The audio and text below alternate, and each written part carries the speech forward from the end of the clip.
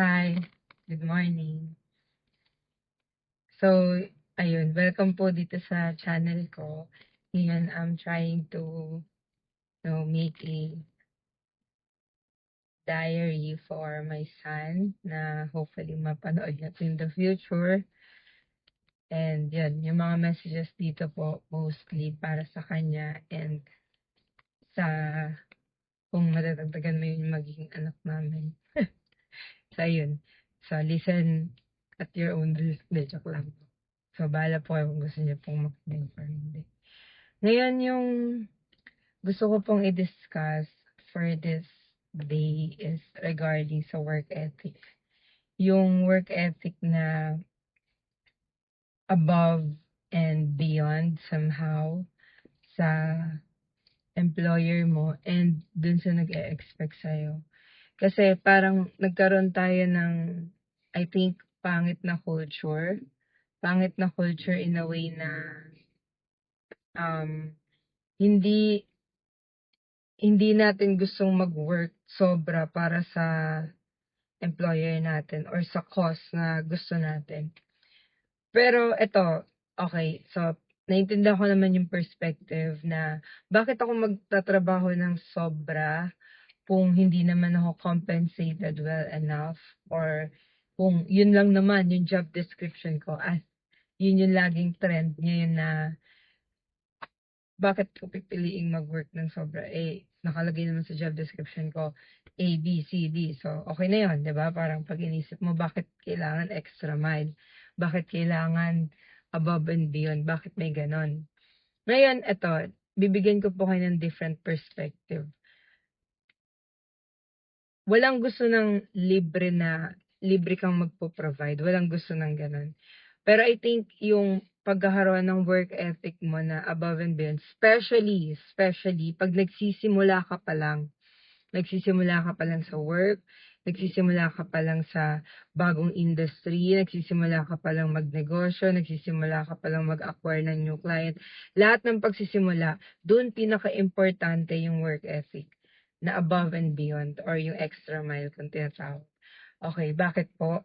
Kasi isipin po natin, pag sobra-sobra yung binibigay natin, sino ang matatalo doon? Okay, ikaw, pwedeng sabihin mong ikaw matatalo doon kasi yung oras and yung panahon na ginugol mo para gawin yung mga bagay na yun. Pero, pag inisip din po natin na sino ba yung magbe-benefit na nabatak yung work muscles mo with that? Sino? So, syempre, kayo, kasi kayo po yung gumagawa nun eh, di ba? So, yun yung isang point kung bakit. Second point na gusto ko pong sabihin is, pag dumating yung araw, meron po ako napanood na YouTube video. Ito sobrang galing po nito. Hindi ko lang po maalala kung sino po yung nag-upload nun eh. Pero ganito po yung ibig niyang sabihin. Sinabi niya dun na, um, sinabi niya dun na, tag dito, nakalimutan ko po, sorry, kasi may baha eh, kaya na-distract ako eh. Sinabi po niya doon na, pag nagtatrabaho ka kunyari sa coffee shop, mag-extra mile ka. Try mo mag-extra mile. Tapos, kunyari po, parang, ibig mong sabihin na mag-extra mile ka. Tulad nun, sinabi niya na, nag-alok po ako ng additional na product dun sa mga current customer natin na nakaupo sa shop, namigay ako ng flyer sa labas, alam niyo yun, yung parang, ito yung napansin ko, i-record mo, i-document mo yung natutunan mo over the time. Tapos, tsaka mo sabihin sa amo mo. So, ngayon, okay, sabihin mo na paano yun? Paano ko po magagamit tong mga natutunan ko paano ko po magagamit tong mga natutunan ko or tong mga in-apply ko? Gusto ko po sana magkaroon ng extra na income, ganon. Pwede niyo sabihin yon. Ngayon, pwede niyo sabihin na, ay, walang ganyan dito, ano talaga to, corporate world. So, pag ganon, okay lang, pwede kang umalis. Pero sa susunod mong amo, pwede mo ring i-present na, ito po yung ginawa ko dun sa previous kong amo, ganito po yung ginawa ko, nagkaroon po ako ng some sort personal case study tungkol sa mga coffee shop or, sorry, sa mga customers preferences ng mga coffee shop. Parang ganun po, kung nagets niyo po yung ibig ko sabihin. So, pag inisip po natin yung mabuti, parang dun pa lang, maiisip na nung employer na, oh, okay, ano talaga to, extra mile talaga to, or masipag talaga to. So, imposible, kung nasa good company ka, imposible na hindi ka mapapansin. Imposible. Kasi yung mga good company, they want talent na magre-retain din sa kanila, and they want talent na magtatagal sa kanila and contributing talent. Yun yung gusto nila. So, I think yun yung isa. Yun yung second point po pala. Tapos ngayon, yung isa pa pong point is making your own credibility sa work.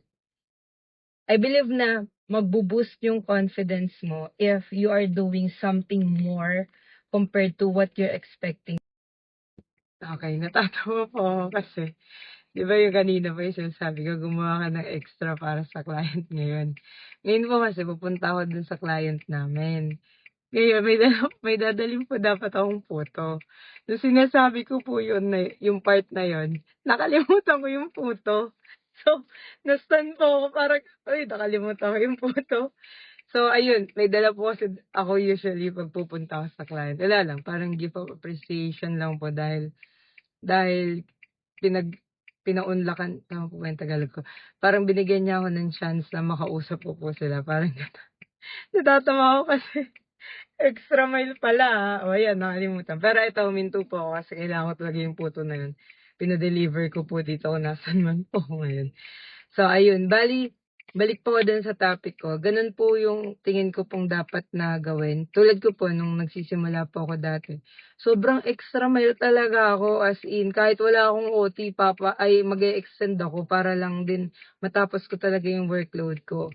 Kasi to give you a background, hindi po talaga ako magaling mag-program nung college ako. Hindi po talaga yun yung forte ko. So ngayon, syempre, parang sobrang hirap na mapasok ka sa programming nung time na yun. Hanggang ngayon din naman po talaga, pag di ka talaga marunong, medyo mahirap. So, ang swerte ko lang, mayroong isang company na nagbigay sa akin ng chance na mag-program. Tapos, ayun, nagtuloy-tuloy na. Pero, in return nun, mabait yung boss ko nun. Tapos, though yung sweldo ko nun, minimum, syempre, wala pa naman talaga akong experience nun, I understand. Nabigyan ako ng chance na mag-program. Tapos, ayun, kahit na walang munang OT ako, okay lang, basta matuto ako ng matuto. Basta yun yung goal ko nun, matuto talaga ako. Hanggang ngayon din naman, I cannot fully say na magaling na ako mag-program. But I think it improved my analytical thinking somehow nung ginagawa ko yun. Kasi parang na-practice yung mind ko ng, "Hoy, work, work, work, work." Samantalang yung iba ngayon, ma-assignan lang ng work na konti. Alam mo yun, parang sobrang feeling nila na-aapi na sila. That's not how it works. Kung gusto mo talaga na may mangyaring difference sa buhay mo. So even now, lahat ng extra effort, extra mile, kung maa-apply mo, gawin mo lang. Pero gusto ko lang din pong sabihin na there's a thin line sa extra mile and dun sa part na hindi ka abuse na or naa-abuse. So, yun lang din yung kailangan po nating, i-balance somehow. Pero kung nag-uumpisa ka pa lang talaga, tulad na sinasabi ko, tulad ngayon, nagsisimula lang din po kami sa business. Extra mile, yung word mo, yung credibility mo, sobrang importante. As much as possible, kung kaya mong magbigay ng libreng service muna sa umpisa. Tulad ng ginagawa namin ngayon, isa naming product, libre muna, sige, hanggat makita niyo yung value ng product na yun. Naiintindihan ko. Pero, ayun nga, ilang buwan na rin kaming gano'n, I believe meron ng mga 3 months. Pero ngayon kasi dahil nakita na namin yung worth, and I think nagagamit na rin nila. So, we are slowly trying to say to our clients na, ayun, medyo may limit na po. I mean, we need to set the limit kung hanggang saan po yung pwede nyong magamit dito sa service ng free. So, and they're willing to pay na. Kasi nga, nakita na nila yung value, nakita nila how, extra mile our company is. Parang, okay, sige, dahil mabait naman to, yung after sale service, okay. Kumbaga, hindi nila pinapabayaan ng client nila. Yun, ngayon, mukhang happy naman po sila magbabayad sila. So, parang yun lang po yung gusto kong sabihin. Kaya, tulad nga po ng sabi ko kanina nung start ng video na 'to, this is supposedly for my son. Ngayon gusto kong matutunan niya yung value ng hard work. You cannot get things sobrang easy. Kasi 'pag inisip mo yun, baka mamaya maging privilege ka, and hindi dapat gano'n. Mas okey nang isipin mong mahirap makuha yung mga bagay kaysa sa mas madali. Kasi 'pag inisip mo yun, masu-surprise ka, "Oh, okey, pumayag ka agad." Parang gano'n, kung na-gets niyo po ibig sabihin. Pero ayun, feeling ko nakatulong po yun ng malaki sa buhay ko, yung pag-extra mile sa work. Yung second job ko, extra mile din kasi first time ko magkagano'n na salary. Tapos ayun, hanggang sa nasanay na siguro yung virtue ko. Pero yun, sobrang thankful ako dun sa mga nagbigay sa'kin ng chance. Yung first employer ko, yung eto yung first employer ko na nagbigay sa'kin ng chance na maging project manager, yung first client na nagtiwala sa'min, yung first client na nagtiwala ng freelance, yung lahat ng first, sobrang thankful ako. Kaya ayun, feeling ko they deserve na meron din tayong extra mile. Darating yung point na you can also ask for your own price, yung price mo na talaga. Pero I'm certain na yung muscle to do extra mile for something or for someone, alam mo yon, hindi yun mawawala basta-basta dahil nasanay ka na. Even not necessarily sa career-wise lang, kahit sa personal life mo, if extra mile ka sa lahat ng bagay, extra mile ka sa kailangan ng magulang mo, you are attentive to what they need. Let's say, attentive ka, extra mile ka rin kung anong kailangan ng spouse mo, ng anak mo, ng something like that. So, ewan ko, yun po yung gusto kong sabihin, and I think wala rin talaga siyang balance, pero 'pag inisip mo merong way para ma-justify mo yung mga bagay. So, ayun, I think yun lang po yung gusto ko munang sabihin sa ngayon.